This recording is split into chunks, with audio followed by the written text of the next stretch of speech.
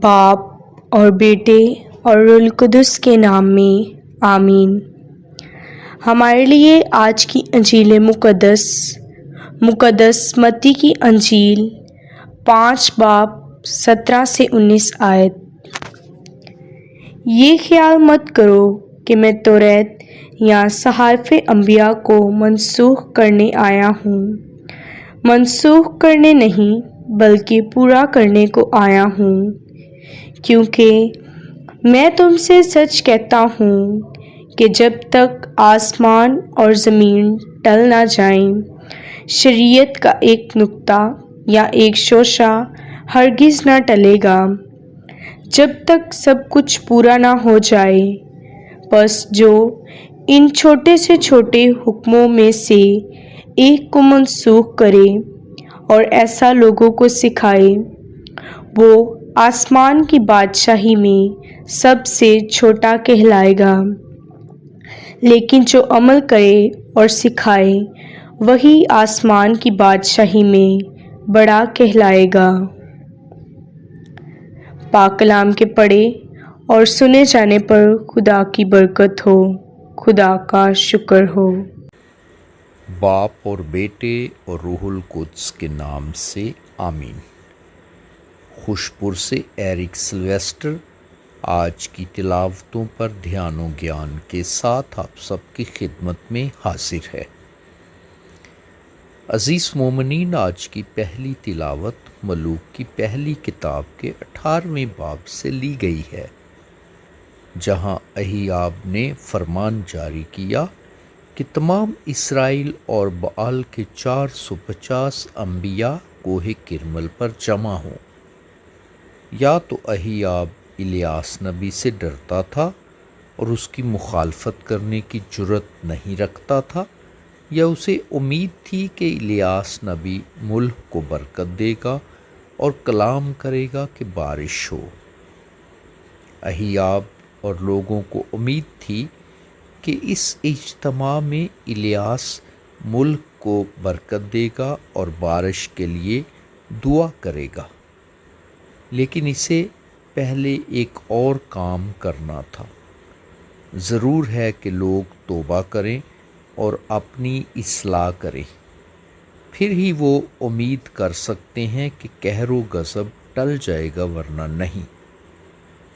الیاس نبی نے لوگوں کو جھڑکا کہ تم نے بآل دیوتے کی پرستش اور خدا کی پرستش کو غلط ملت کر دیا ہے۔ یہی اسرائیلی کبھی خدا کی اور کبھی بآل دیوتے کی پرستش کرنے لگتے تھے۔ الیاس نبی نے تجویز پیش کی کہ معاملہ کو اچھی طرح حل کرتے ہیں۔ الیاس نبی نے کہا کہ ہم دونوں طرف ایک ایک قربانی تیار کریں اور اپنے اپنے خدا سے دعا کریں، اور وہ خدا جو آگ سے جواب دے وہی خدا ٹھہرے۔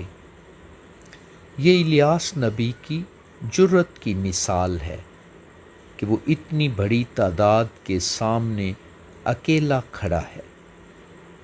بآل کے پجاریوں نے اپنے خدا کے ساتھ پہلے کوشش کی، لیکن سب بیکار۔ انہوں نے قربانی تیار کر لی اور پورا زور لگایا، اے بآل ہماری سن۔ وہ اپنے معبود کو خوش کرنے کے لیے اچھل کود کرتے رہے۔ وہ پریشان تھے کہ ہمیں جواب نہیں ملا۔ وہ تھک گئے اور مایوس ہو گئے۔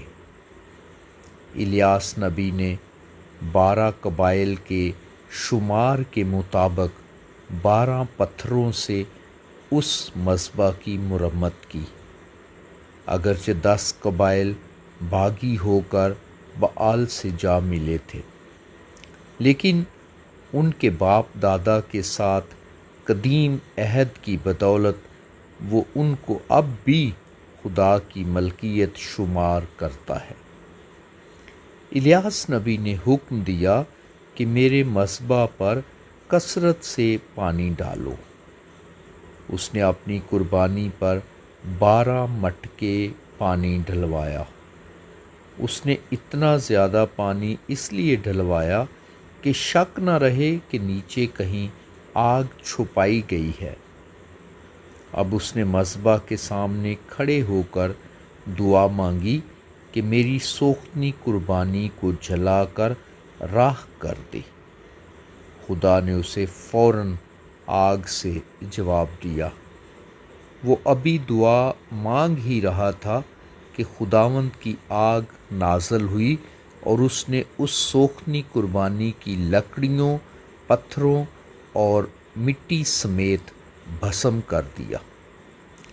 देखिए ये कैसा मोजज़ा है कि उस आग ने मज़बा के पत्थरों और मट्टी को भी भस्म कर दिया। लोग अपने मुंह के बल गिरे और बोले, खुदावंद ही खुदा है। बाल के नबी मुजरम थे, उनको शरीयत के मुताबिक सज़ा दी गई और पकड़कर कत्ल किया गया। अज़ीज़ मोमिनीन, आज की पाक इंजील मुक़द्दस मत्ती के मुताबिक इंजील के 5वें बाब से ली गई है। 5वें, 6ठे और 7वें इन तीनों अबवाब में पहाड़ी वाज़ है। ये हमारे खुदावंद यसु मसीह का तवील और मुकम्मल खिताब है। इस पहाड़ी वाज़ का मकसद हमारी ज़िंदगी की रहनुमाई करना है। जिन लोगों के सामने यसु मसीह मुनादी करता था, उन सब की नज़रें उस पर लगी रहती थी, क्योंकि वो बाइख्तियार तरीके से तालीम देता था। वो असूल ज़िंदगी जो खुदावंद यसु मसीह कायम करने आया था, वो ऐदनामा अतीक से मुताबिकत रखता है। ऐदनामा अतीक को यहाँ तौरेत या नबियों की किताबों का नाम दिया गया है। खुदा तरस यहूदी तौरेत और अंबिया की कुतुब से बहुत गहरा लगाव रखते थे। वो ये ख्याल ना करें कि मैं उन्हें मनसूख करने आया हूँ।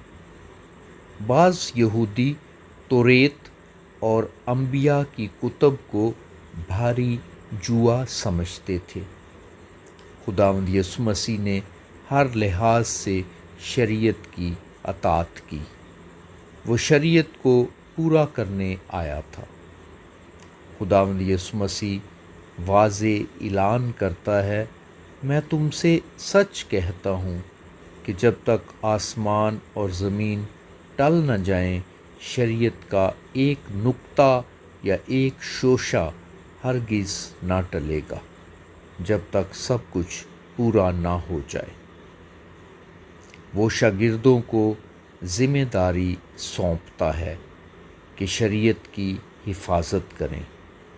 जो अहकाम पर अमल करेगा वो आसमान की बादशाही में बड़ा कहलाएगा। खुदावंद यसु मसीह की कलीसिया में वही लोग मुअज़्ज़ज़ होंगे जो खुद नेकी करते हैं और दूसरों को नेकी करने की तालीम देते हैं। आएं आज खुदा से दुआ करें कि वो हमें तौबा करने की तौफीक अनायत करे, एक खुदा पर मुकम्मल ईमान रखने और उसकी इबादत करने का फ़ज़ल बख्शे, खुदा के अहकाम पर अमल करने की हिम्मत दे और नेकी के काम करने की रूह अता करे, मसीह खुदावंद के वसीले से। आमीन।